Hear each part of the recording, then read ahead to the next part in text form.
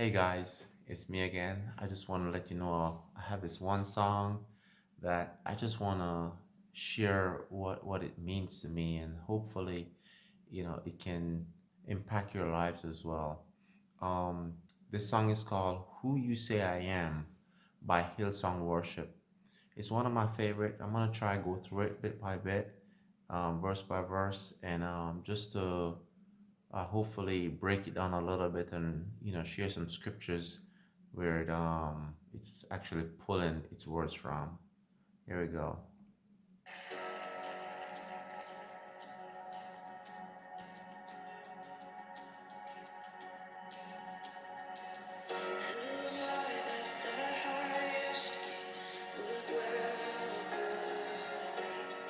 The first line, it says, "Who am I that the highest king would welcome me?" And it's pulling the verse from Hebrews 4 verse 16 that talks about approaching the crown of grace, the throne of grace, and it presents God in the sense of you can approach him, despite of where you're at, no matter how a mess of a life we are, or our lives are, we can approach him. But it's also saying God is inviting you into his presence. And that's what that one line is just saying, who am I?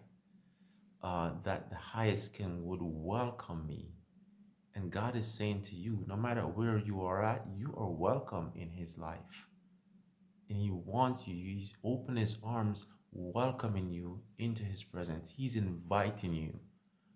And he wants to know that, hey, no matter what's going on in your life, you are welcome. All right, let's go on.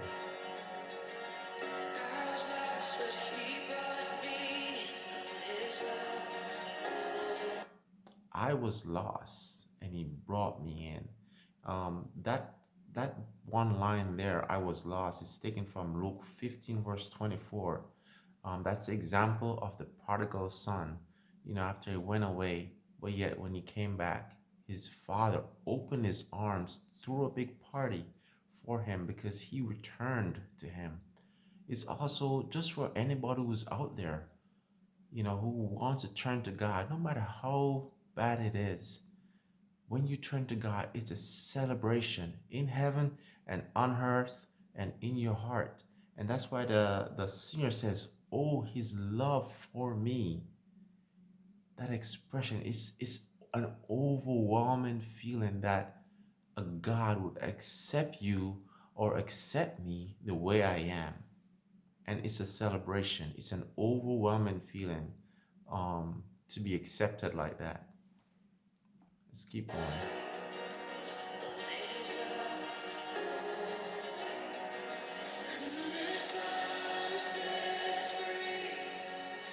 Who the sun sets free is free indeed. That's a powerful line. That's the theme of this song, I believe, more so than who you say I am. But it's this is the power behind this one verse in John 8 verse 36. It talks about who the sun sets free is free indeed. Some may say that this has a lot to do with faith, but it also has a lot to do with the power of the creator of the body. It's like when Jesus looked at the crippled man on the mat, he said in John 5 verse 8 says, he looked at him and says, "Pick up your mat and walk." The man picked his mat up and walked because God spoke to the body and he moved. And it's the same authority God has over you. He's telling you, you have the power to choose a godly life. Jesus says you are free. So you're free to live the godly life that you want to. And that is why the next line goes in and says this: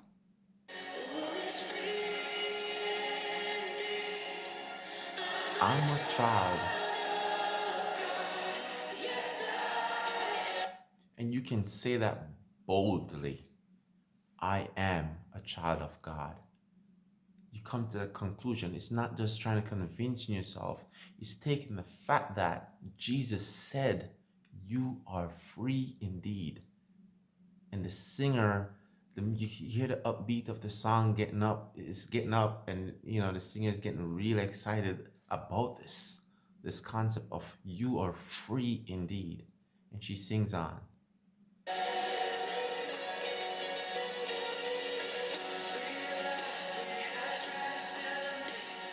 Free at last. He has ransomed me. This is another important point in the song.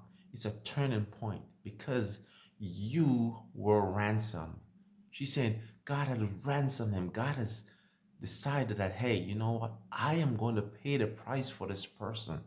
I'm going to pay the price for you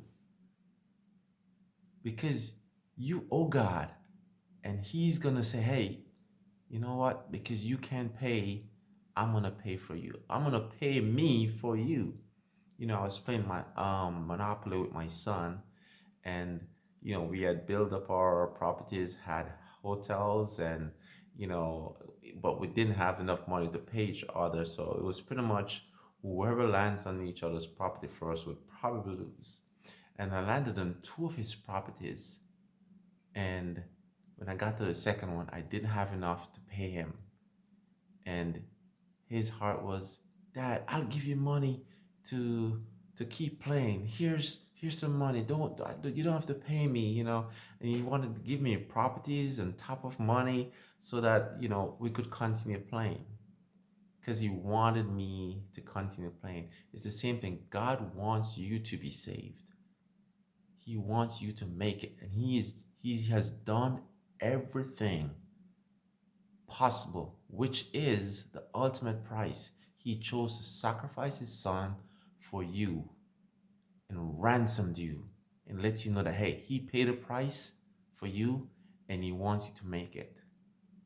Let's keep going with the song.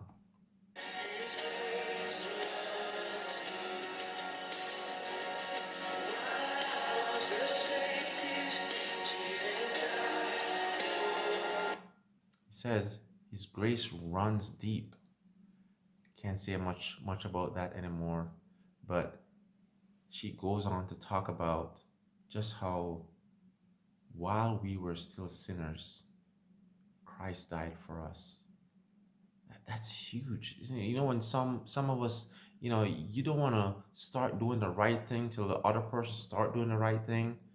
You know, God is not like that. He went ahead and died for you while you were a slave to your sin, while you were at your worst point, while I was at my worst point. And that is the power that you it's not out there. That's not the commonality that's out there in society. God has set an example, a standard of the kind of life we need to be living. You don't have to wait on someone to start doing the right thing. Imitate God, imitate Christ in this action. Let's keep going here.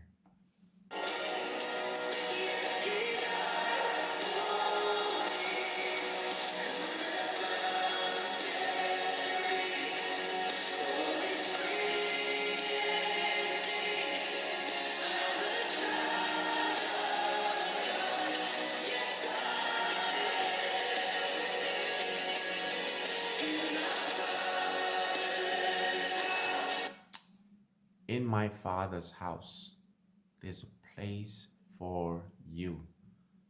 This goes on to say that you are a legitimate child of God. That's what the singer is confirming. That's what the singer is saying. When you get to that verse, know that God, Jesus himself said it in John 14 verse 2. He says that when he leaves, he's going to make a place for you. And that is why the singer is saying that. In my Father's house, there's a place for you. There's a place for me. And Jesus went ahead of us to go and ensure of that.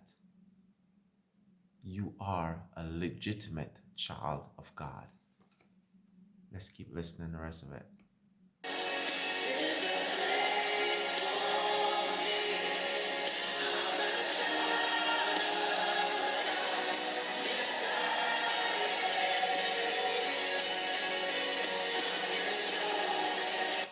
She goes on to say, the singer goes on to say, I am chosen. That's taken from 1 Peter 2, verse 9. It talks about, I've been chosen as a royal priesthood, a royal nation, a holy nation, God's special possession, that you may declare the praises of him who called you out of darkness into his wonderful light. That is what the singer is saying. You have been chosen. You've been called to be that special person that God wants you to be. You belong to him. You are his possession, not the devil. That's what the singer is saying. Let's keep going.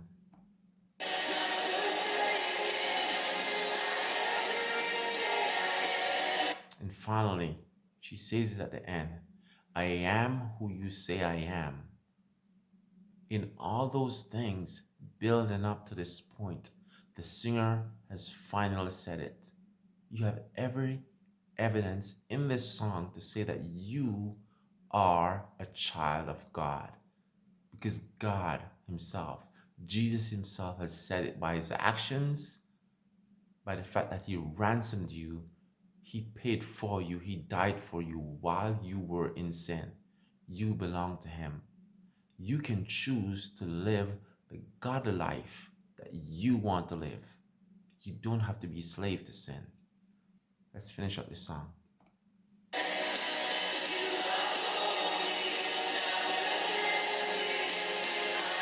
You are for me, not against me.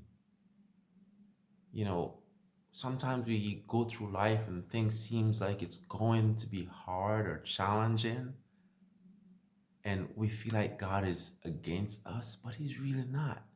He's just making you stronger, making you more like his son, making you shine more radiant in this world. That no matter what obstacles come before you, you'll be singing praises to God. You'll be sharing with everybody, all the experiences that you're experiencing, so that God may be glorified in you. Let's finish it up.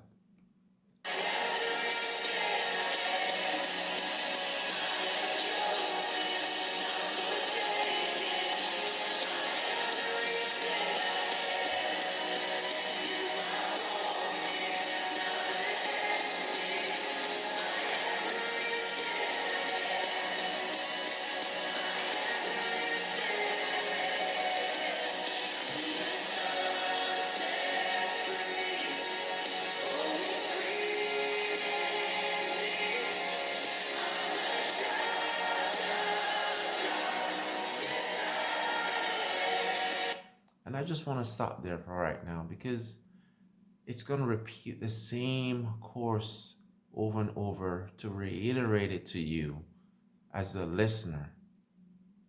Listen to the song over and over, not to convince yourself, but for you to see that, hey, this is what God is letting you know.